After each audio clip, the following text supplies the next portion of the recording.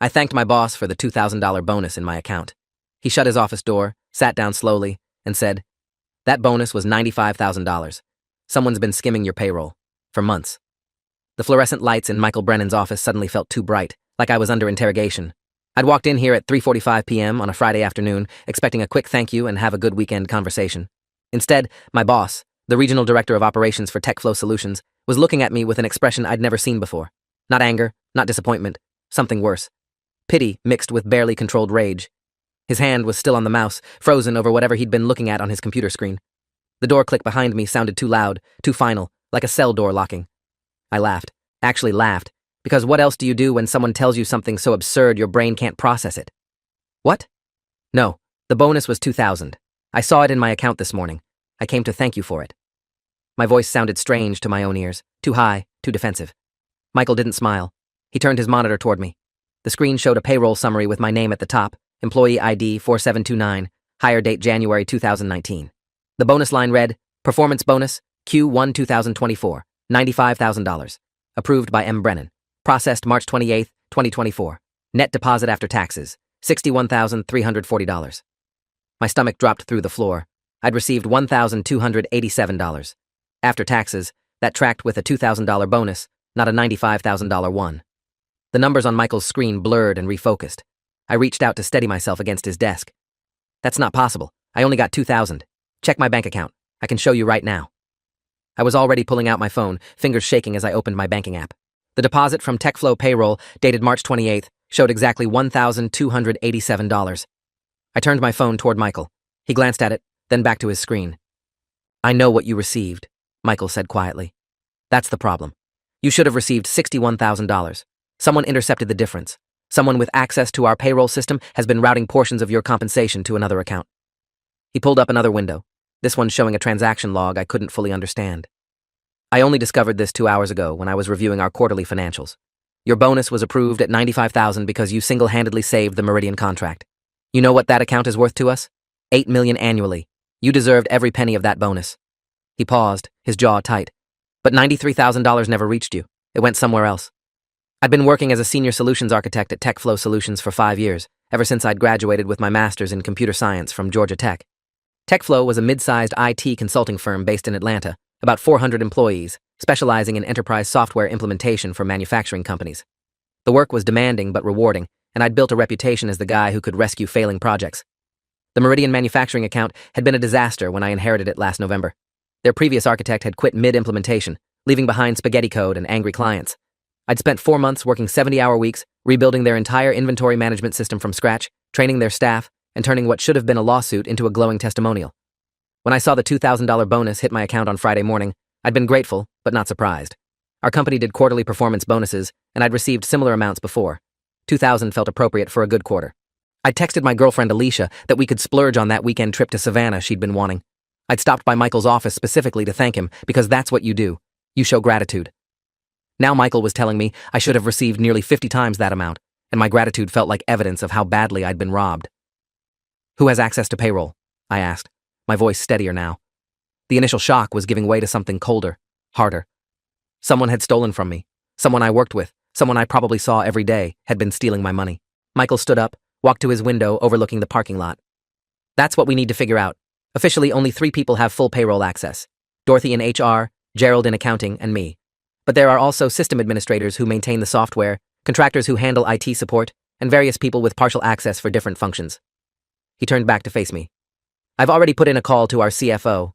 He's bringing in a forensic accountant. We're also going to need to involve law enforcement." The word law enforcement made everything feel suddenly, terribly real. This wasn't just a mistake or a glitch. This was theft. This was fraud. This was someone deliberately, systematically stealing from me. My hands were shaking again. I sat down in the chair across from Michael's desk, without being invited. "How long has this been happening?" "You said months." Michael's expression darkened. "I don't know yet. The bonus is what caught my attention, because the amount was large enough to create a discrepancy I noticed during my quarterly review. But if someone has been skimming your regular paycheck, bonuses, raises, it could have been going on since you started here." He pulled up another document. "Your base salary is $98,000, but if I'm seeing what I think I'm seeing, you might have been receiving payments based on a lower amount." I pulled up my pay stubs on my phone, something I rarely looked at because I had direct deposit and generally just checked my account balance. The most recent stub from March 15th showed my gross pay as $3,769.23 for the 2-week period. I did the math quickly in my head. 26 pay periods per year times $3,769 equals roughly $98,000 annually. That tracked with my salary. My regular paychecks look normal, I said, showing Michael the stub. He frowned, zoomed in on the numbers. Maybe they only hit the bonuses, or maybe the skimming is more sophisticated than I thought. He picked up his office phone, dialed an extension. Dorothy, it's Michael. I need you to pull every payment record for employee 4729 going back to his hire date. Every paycheck, every bonus, every reimbursement. Yes, immediately. No, I can't explain right now. Just do it. Dorothy Nguyen had been TechFlow's HR director for 8 years, longer than I'd been with the company. She was efficient, professional, and had always been pleasant in our limited interactions. The thought that she might be the one stealing from me made my skin crawl.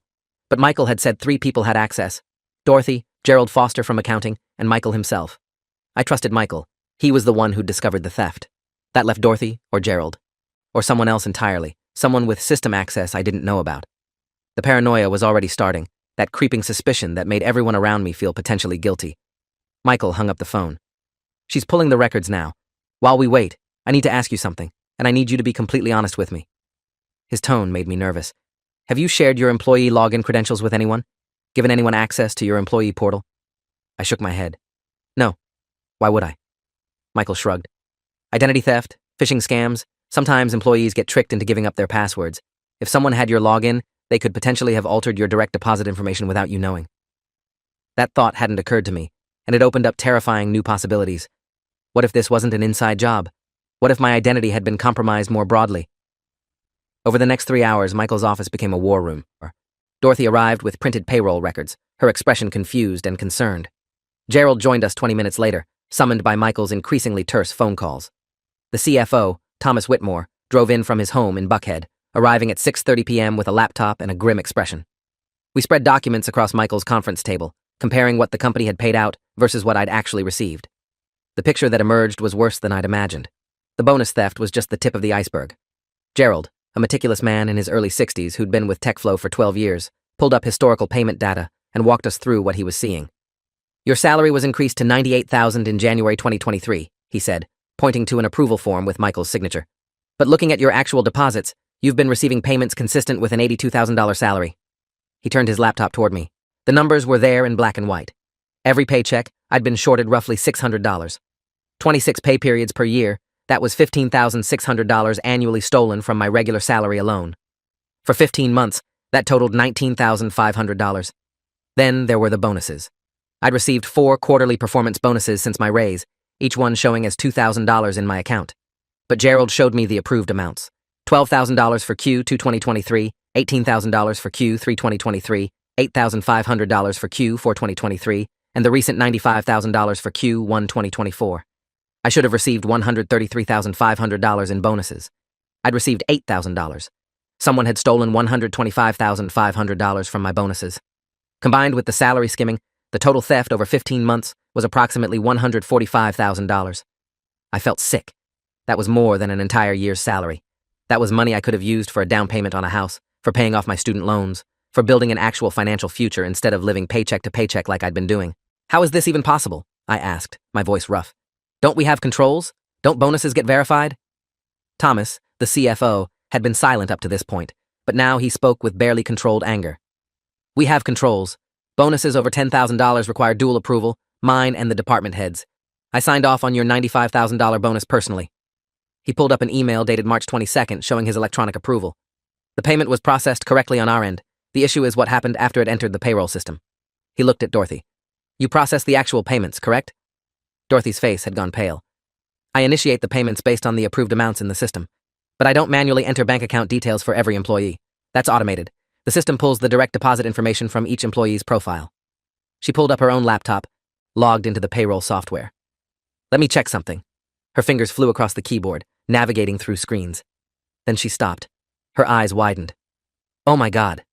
She turned her laptop toward us. My employee profile was displayed, showing my personal information, salary details, and banking information. Except the banking information showed 2 accounts. My primary account, the one I'd set up when I started, and a second account labeled bonus/commission override, with a different routing number and account number. I never set up a second account, I said immediately. I don't even know what that is. Thomas leaned in, examining the screen. When was this added? Dorothy clicked through the change history. February 12th, 2023. Modified by user D.Nguyen. She looked up, her expression stricken. That's my user ID. But I didn't do this. I swear to God, I didn't add this account. The room went silent. Either Dorothy was lying, or someone had used her credentials to make the change. Michael stood up. We're done speculating. Thomas, call your forensic accountant contact. I want someone here first thing Monday morning. Dorothy, Gerald, I need both of you to document everything you've touched related to this employee's payroll for the past 2 years. Every approval, every payment, every system access. I want timestamps, IP addresses, everything. Gerald nodded and left quickly. Dorothy remained seated, tears forming in her eyes. Michael, I would never steal from an employee. You have to believe me. Michael's expression softened slightly. I'm not accusing you, Dorothy, but your credentials were used to make unauthorized changes. Either you did it, or someone else is using your access. Either way, we need to figure out what happened. After Dorothy left, Thomas pulled me aside. I'm going to need you to file a police report. This is theft over $100,000. That's a felony in Georgia. The company will cooperate fully with any investigation, but you're the victim here. You need to be the one to initiate the criminal complaint. I drove home in a daze. It was after 8 p.m., the sun already set. Atlanta traffic finally thinned out. My hands gripped the steering wheel so tight my knuckles were white. Someone had stolen $145,000 from me. Someone had systematically, deliberately diverted my money into their own account for over a year, and I'd never noticed. I'd been grateful for the scraps they left me, thanking my boss for a $2,000 bonus when I should have received $95,000. The humiliation burned almost as hot as the anger. How had I not noticed? How had I been so oblivious? The answer was uncomfortable. I'd trusted the system. I'd trusted that when my paycheck hit my account, it was the right amount. I'd trusted that the company I'd given 5 years of my life to was treating me fairly. I'd never thought to verify my pay stubs against my offer letter, to cross-check my bonuses against my performance reviews. I'd just assumed everything was correct, and someone had exploited that trust to rob me blind. When I got home to my apartment, a modest 1-bedroom in Virginia Highland that I could barely afford, I pulled out my original offer letter from 2019. Starting salary, $72,000. I'd received raises in 2020, 2021, and 2023, documented in emails from Michael and HR. My current salary should have been $98,000, but I'd been receiving $82,000. The missing money, accumulated over 15 months, would have been enough to move out of this cramped apartment, maybe buy a small house, start building equity instead of paying rent. I called Alicia. She answered on the second ring, her voice bright. Hey, are you still at work? I was thinking we could grab dinner at that Thai place you like. I couldn't even respond for a moment. The words stuck in my throat. Babe, what's wrong? Her tone shifted immediately to concern. I told her everything. The bonus that should have been $95,000. The salary I'd been shorted for over a year. The stolen $145,000. She was silent for a long moment, then said something I wasn't expecting. I knew something was wrong. My heart skipped. What do you mean? Alicia took a breath. Last year, when you got that promotion and the raise, you said you'd finally be making 6 figures. But your lifestyle didn't change. You were still stressed about money, still worrying about student loans, still driving that 15-year-old Camry. I thought maybe the raise wasn't as much as you thought, or maybe you were saving aggressively, but it didn't make sense. You should have had more breathing room financially. She was right. After my raise to $98,000 in January 2023, I should have been comfortable. Not wealthy, but stable. Instead, I'd been scraping by, stressed about every unexpected expense, unable to save more than a few $100s per month. I'd thought I was bad at budgeting, bad with money. Turns out I'd been fine. Someone else had been taking my money before I ever saw it. I filed the police report on Saturday morning at the Atlanta Police Department's White-Collar Crimes Division. The detective who took my statement was Veronica Albright, 22 years on the force, specializing in financial crimes and fraud. She was in her late 40s, sharp-eyed, with the kind of intense focus that made me feel like she was cataloging every detail. I walked her through the timeline, showing her the payroll documents Thomas had emailed me, my bank statements, the screenshots of the fraudulent account added to my employee profile. Detective Albright took notes in a worn leather notebook, occasionally asking clarifying questions. So, this secondary account, she said, tapping her pen against the page. The one labeled bonus/commission override. Do you have any information about where it actually leads? Bank name, account holder? I shook my head. The company's CFO is working with a forensic accountant to trace it. They said they'd have more information by Monday. Albright nodded. Good. I'll coordinate with them. But I need you to understand something. This is going to take time. Financial fraud investigations, especially ones involving internal corporate systems, can take months to untangle. We need to build a case that proves not just that money was stolen, but who stole it and how. That requires documentation, expert testimony, digital forensics. Months. The word settled over me like a weight. I'd been robbed of $145,000, and justice would take months. In the meantime, what? I kept working at TechFlow, knowing someone there was a thief. I kept showing up to the office, making small talk with people who might have stolen from me. Albright must have seen something in my expression because she softened slightly. I know it's frustrating, but the good news is, whoever did this left a digital trail. Bank accounts, system access logs, timestamps. Financial crimes are actually easier to prosecute than a lot of other cases because money leaves tracks. We'll find them. The forensic accountant arrived at TechFlow's office Monday morning at 9 a.m. sharp. Her name was Patricia Liu, CPA, CFE, 20 years experience in fraud examination and forensic accounting. She set up in one of the conference rooms with 3 laptops, a printer, and what looked like a portable server. Thomas introduced me to her before her first meeting with the executive team. Ms. Liu is one of the best in the Southeast, he said. If there's evidence of fraud in our systems, she'll find it. Patricia shook my hand with a firm, professional grip. I'm sorry this happened to you. I've reviewed the preliminary documents. This was sophisticated. Whoever did this knew exactly how your payroll system works and exploited a weakness in your direct deposit override protocols. Over the next 3 days, Patricia essentially took over TechFlow's accounting department. She interviewed Dorothy, Gerald, and every other employee with any level of payroll system access. She pulled system logs going back 2 years, tracking every login, every change, every transaction. She requested bank statements from the company, from me, and subpoenaed records from the bank where the fraudulent account was held. I tried to work, tried to focus on my projects, but I was useless. I kept checking my phone for updates, kept refreshing my email, kept looking around the office wondering which of my coworkers was a thief. On Wednesday afternoon, Patricia called an emergency meeting. Present were me, Michael, Thomas, Dorothy, Gerald, and TechFlow's attorney, Richard Knowles, who'd been brought in to advise on the legal implications. Patricia stood at the head of the conference table with her laptop open. I've traced the fraudulent account, she said without preamble. The bonus/commission override account that was added to the employee's profile in February 2023 belongs to a Coastal Bank checking account opened in January 2023. The account is registered to a Veronica Albright. My brain short-circuited. What? No, that's the detective investigating this case. Patricia held up a hand. Different person. There are 127 Veronica Albrights in Georgia, according to public records. This particular Veronica Albright is actually an alias. The social security number used to open the account is fake. The address is a UPS store in Marietta. But the account has received $145,873.29 in deposits over the past 15 months, all from TechFlow Solutions payroll, all corresponding to the amounts that should have gone to you. She pulled up a bank statement showing the deposits. My bonuses, my salary, my money, flowing into a ghost account under a fake name. Who opened the account? Thomas demanded. Patricia clicked to another screen. The account was opened online using forged identity documents.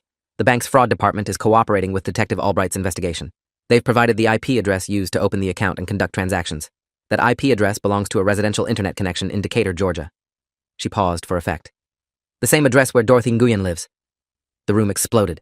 Dorothy stood up so fast her chair fell backward. That's insane. I didn't do this. Someone must have hacked my internet, my computer, something. I would never steal from anyone. Michael held up his hands. Dorothy, sit down. Let Patricia finish. Dorothy sat, her face flushed, tears streaming down her face. Patricia continued, her voice neutral and professional. The IP address alone isn't conclusive. As Ms. Nguyen says, it could be spoofed or accessed through a compromised network. However, the system logs tell a more complete story. The change to add the fraudulent account to the employee profile was made on February 12, 2023, at 11:47 p.m. The login used was Dean Nguyen's credentials. The IP address was Dorothy's home connection. The computer MAC address matches Dorothy's work laptop, which she's allowed to take home per company policy. Dorothy's voice was a whisper. I didn't do it. I swear on my children's lives I didn't do this. Patricia wasn't done. The pattern of access is consistent with someone who knows the payroll schedule intimately. Changes to the direct deposit override were made within hours of bonus approvals, ensuring the fraudulent account would capture the maximum amount. The salary skimming was more subtle, implemented through a formula in the payroll software that calculated the employee's net pay based on a salary $16,000 lower than his actual salary, with the difference routed to the secondary account. Richard, the attorney, leaned forward. So, whoever did this had deep knowledge of the payroll system and had administrative access. Patricia nodded. Yes, and according to the access logs, only 3 people have that level of access. Dorothy Nguyen, Gerald Foster, and Michael Brennan. However, Gerald's access logs show no activity during the relevant time periods, and his IP addresses are all from the office or his home in Alpharetta. Michael Brennan's access shows normal executive review activity, but no modifications to employee profiles or direct deposit information. She looked at Dorothy. Dorothy's account shows extensive activity, including the specific changes that facilitated the theft. The evidence was damning. Dorothy was crying openly now, her hands shaking. I don't understand. I didn't do this. Why would I do this? I make $65,000 a year. I'm not hurting for money. Thomas's voice was cold. Your bank records show deposits totaling $145,000 over 15 months. I'd say you are significantly better off financially than you were 2 years ago. Dorothy looked up, confused. What deposits? I don't have any extra money. You can check my accounts. I'm barely breaking even every month. That stopped everyone. Patricia tilted her head. You're saying you don't have the stolen funds? Dorothy shook her head frantically. I don't have anything. I have my salary, direct deposited to my Bank of America checking account. That's it. Patricia pulled up another document. Bank records for Dorothy Nguyen show a primary checking account at Bank of America, receiving bi-weekly payroll deposits of approximately $2,200, consistent with a $65,000 salary after taxes. No unusual deposits, no large transfers, no evidence of the stolen funds. She clicked to another screen. However, I also ran a search for bank accounts opened using Dorothy's home address. In addition to her Bank of America account, there's the Coastal Bank account under the alias Veronica Albright, and a third account at SunTrust opened in February 2023 under Dorothy's actual name, but with a slightly different social security number, a single-digit transposition. The room went silent. Thomas spoke first. Someone opened a bank account in Dorothy's name? Patricia nodded. Using her home address, a fake SSN, and forged identity documents. That account has received wire transfers totaling $82,000 from the Coastal Bank account, the one receiving the stolen payroll funds. So the money trail goes, TechFlow payroll to Coastal Bank alias account, then to SunTrust account in Dorothy's name, then withdrawn in cash over time. She looked at Dorothy. Have you been making large cash withdrawals recently? Dorothy shook her head, looking utterly lost. I don't even have a SunTrust account. I've only banked with Bank of America for 15 years. Michael's expression had shifted from anger to confusion. So either Dorothy is an incredibly sophisticated criminal who's pretending not to know about these accounts, or someone is setting her up. Patricia pulled off her glasses, rubbed her eyes. That's what I thought initially. But then I looked deeper. The SunTrust account's debit card has been used at several locations in the Decatur area. Gas stations, grocery stores, restaurants. I pulled surveillance footage from 3 of those locations through cooperation with Detective Albright's investigation. She turned her laptop toward us, played a video. The footage showed someone using an ATM, withdrawing cash.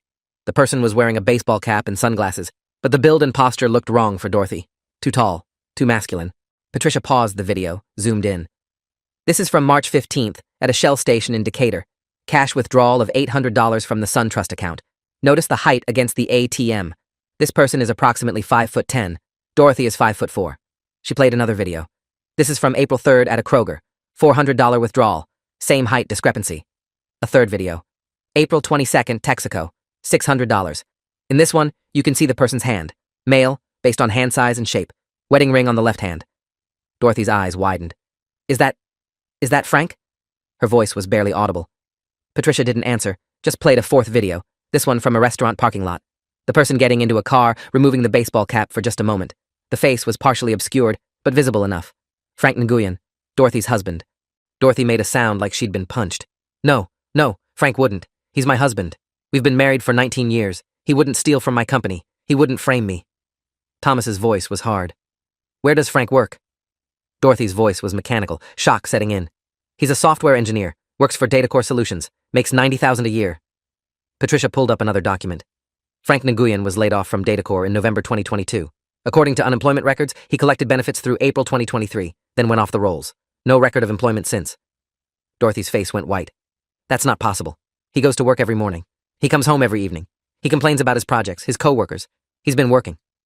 Michael closed his eyes. Dorothy, when did you tell Frank about your payroll system access? Dorothy looked at him, tears streaming down her face. He helped me set up my work laptop at home in 2020 during COVID. He's good with computers. He showed me how to use the VPN, how to access the system remotely. Patricia made a note. Did he have your login credentials? Dorothy nodded slowly. We share passwords.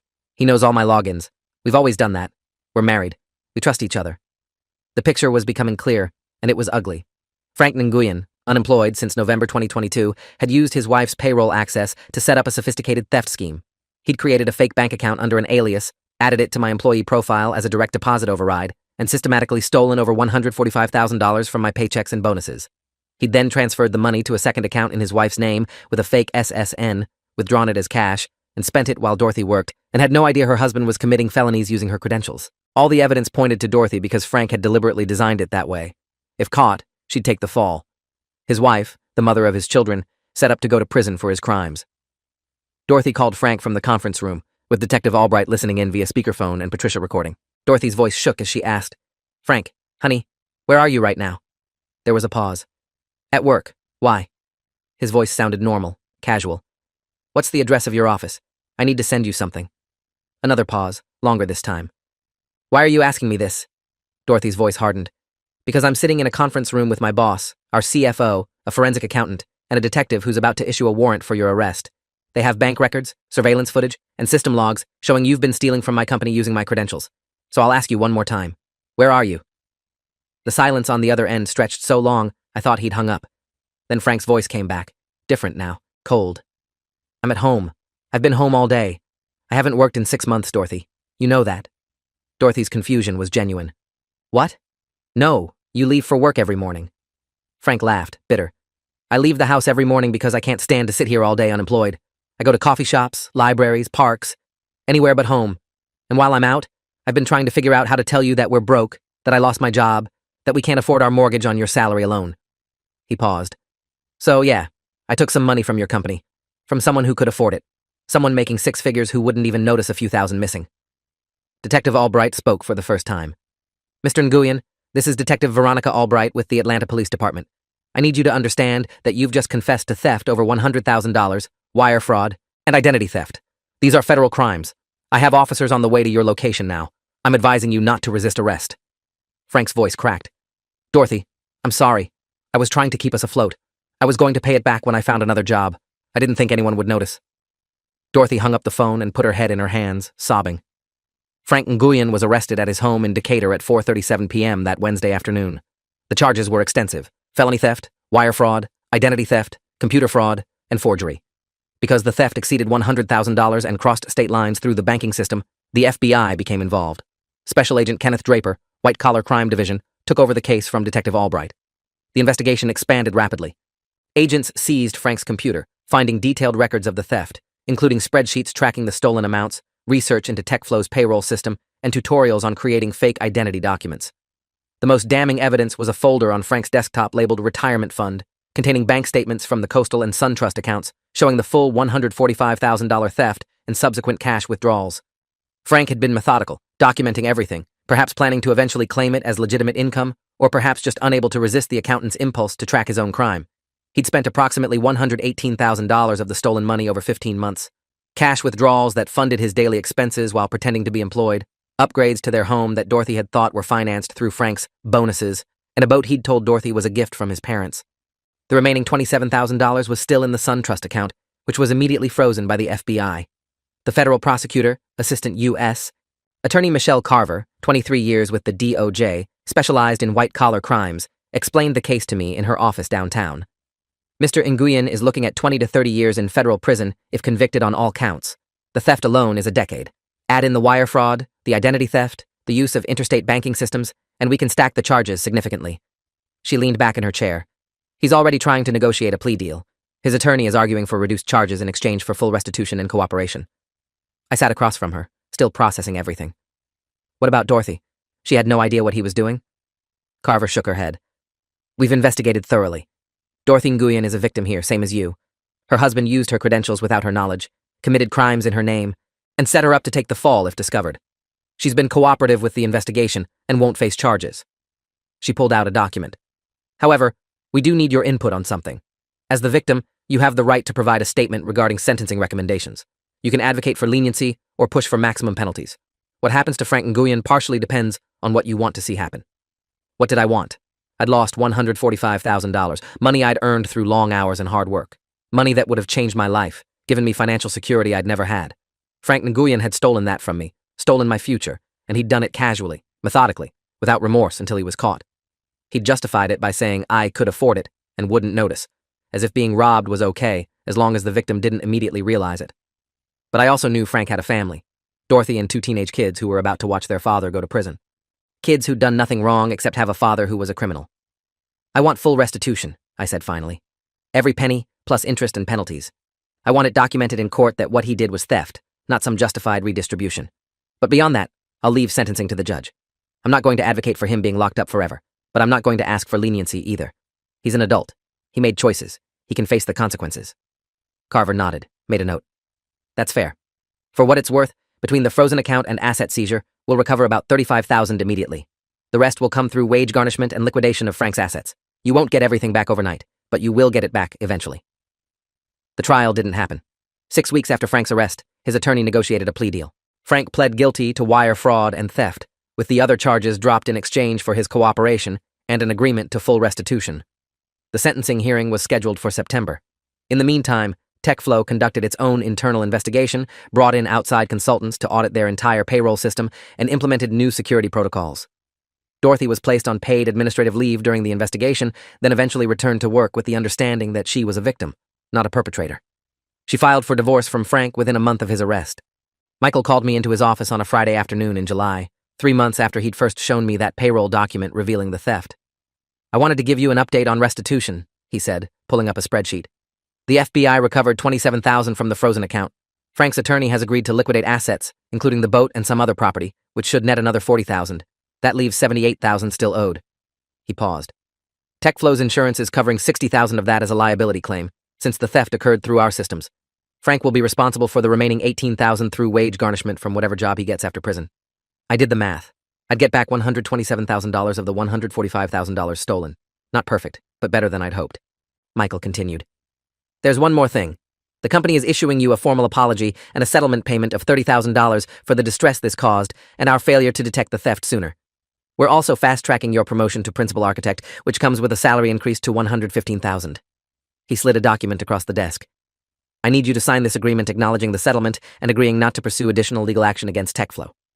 I read through the agreement carefully, a habit I'd developed after learning the hard way that documents don't always mean what you think they mean. The settlement was fair. TechFlow hadn't committed the theft, but they'd failed to prevent it, and they were taking responsibility. I signed. Michael shook my hand. "I'm sorry this happened. You deserved better from us, from the system, from everything. But I'm glad we caught it. I'm glad we're making it right." I nodded. "Me too." The sentencing hearing happened on a Thursday morning in September at the federal courthouse downtown. I sat in the gallery with Alicia, watching as Frank Nguyen stood before Judge Leonard Harper, a federal judge with 32 years on the bench. Frank looked smaller than I remembered from his arrest photos, diminished by an orange jumpsuit and handcuffs. His attorney read a prepared statement expressing remorse, explaining Frank's financial desperation after his job loss, asking for leniency. Then the prosecutor presented the facts. $145,000 stolen over 15 months, sophisticated scheme, attempt to frame his wife, lack of real remorse until caught. Judge Harper listened to everything, reviewed the presentencing report, then addressed Frank directly. "Mr. Nguyen, you didn't steal to feed your family. You stole to maintain a lifestyle you could no longer afford. You used your wife's credentials to commit crimes, set her up to take the fall, and showed no remorse until law enforcement was closing in. You stole from a hardworking employee who trusted his employer, and you did it systematically over more than a year." He paused. "I'm sentencing you to 8 years in federal prison, followed by 3 years supervised release. You'll also pay full restitution of $145,000 plus interest and penalties. You're fortunate the government agreed to drop the identity theft charges, which would have added years to your sentence." 8 years. Frank would be 56 when he got out, his kids grown, his marriage destroyed, his career gone. I felt no satisfaction in watching him led away by federal marshals, just a hollow sense that justice had been done, but nothing had really been fixed.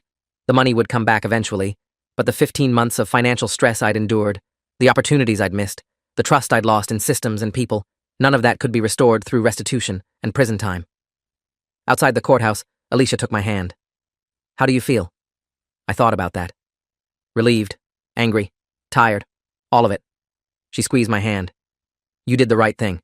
You reported it, you cooperated with the investigation, you didn't let him get away with it." I nodded. I keep thinking about what would have happened if Michael hadn't noticed the bonus discrepancy. How much more could Frank have stolen? How long before I noticed? Alicia leaned her head against my shoulder.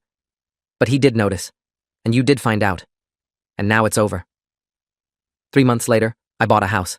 Not a mansion, just a modest 3-bedroom in Brookhaven with a small yard and a mortgage I could actually afford with my new salary. The down payment came from the insurance recovery and TechFlow's settlement. I moved in on a Saturday with help from friends, including some co-workers who'd stood by me through the investigation. Michael came by with a bottle of bourbon and a housewarming gift, a framed print that said, "Trust but verify" in elaborate calligraphy. I hung it in my home office, a reminder of the most expensive lesson I'd ever learned. I still work at TechFlow. Still do the same job, now with a better title and better pay. Dorothy eventually left the company, unable to handle the stigma of being associated with the theft, even though she was a victim. We had coffee once, a few months after Frank's sentencing, and she apologized for what her husband had done. I told her she had nothing to apologize for. She'd been betrayed worse than I had, by someone who was supposed to protect her. Last I heard, she'd moved to North Carolina to be closer to her sister, started over somewhere nobody knew her story. I check my pay stubs now, every single one. I verify the amounts against my salary, cross-reference my bonuses against approval emails, monitor my bank accounts obsessively. Alicia says I've become paranoid about money. Maybe I have. But I've also become someone who doesn't just trust that systems work correctly or that people are honest. Trust, but verify. Ronald Reagan said it about Soviet nuclear disarmament, but it applies just as well to payroll, to banking, to everything where your security depends on someone else doing their job correctly. The final restitution payment came through last month, $18,000 from Frank's wage garnishment, transferred from whatever job he found after being released on parole.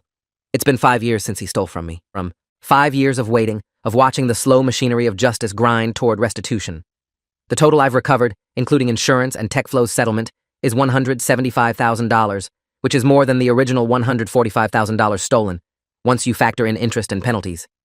I put it into index funds and a retirement account, building the future Frank tried to steal from me. Sometimes I wonder what Frank's thinking now, living in a halfway house in suburban Atlanta, working some low-level tech support job, sending $1,800 a month to me as restitution. Does he regret it? Does he understand what he took wasn't just money, but trust, security, peace of mind? Probably not. People like Frank, they rationalize. They convince themselves they deserved it, they needed it, they were justified. They never really accept that they're thieves until the cell door locks behind them, and even then, they blame circumstances instead of choices. I'm not the same person I was 5 years ago. That person would have seen a $2,000 bonus and been grateful, would have thanked his boss and never questioned whether it was correct. The person I am now would have verified it immediately, would have pulled up the approval documentation, would have demanded an explanation for any discrepancy. Some people might say I've become cynical. I prefer to think I've become aware. Aware that systems fail, that people lie, that trust without verification is just naivete waiting to be exploited. But I also learned something else. I learned that when you do get robbed, when someone does betray your trust, there are people and systems in place to make it right. It takes time. It takes patience. It takes mountains of documentation and cooperation with investigators and prosecutors and attorneys. But justice, slow and imperfect as it is, does eventually show up. Frank Nguyen stole $145,000 from me, but he lost 8 years of his life, his marriage, his career, and his freedom. I got my money back plus interest. He'll be paying for his crime for the rest of his life. The person who really lost was Dorothy. She did nothing wrong except trust her husband and share her passwords, and she lost her marriage, her career, her peace of mind. I ran into her about a year ago at a Starbucks in Midtown. She was visiting Atlanta for her son's college graduation. We talked for 20 minutes, awkward, but genuine. She asked if I'd fully recovered financially. I said yes. She told me Frank had written her from prison, asking for forgiveness. She'd never responded. Some betrayals, she said, are too fundamental to forgive. I understood that. If you made it this far, hit like, you've earned it.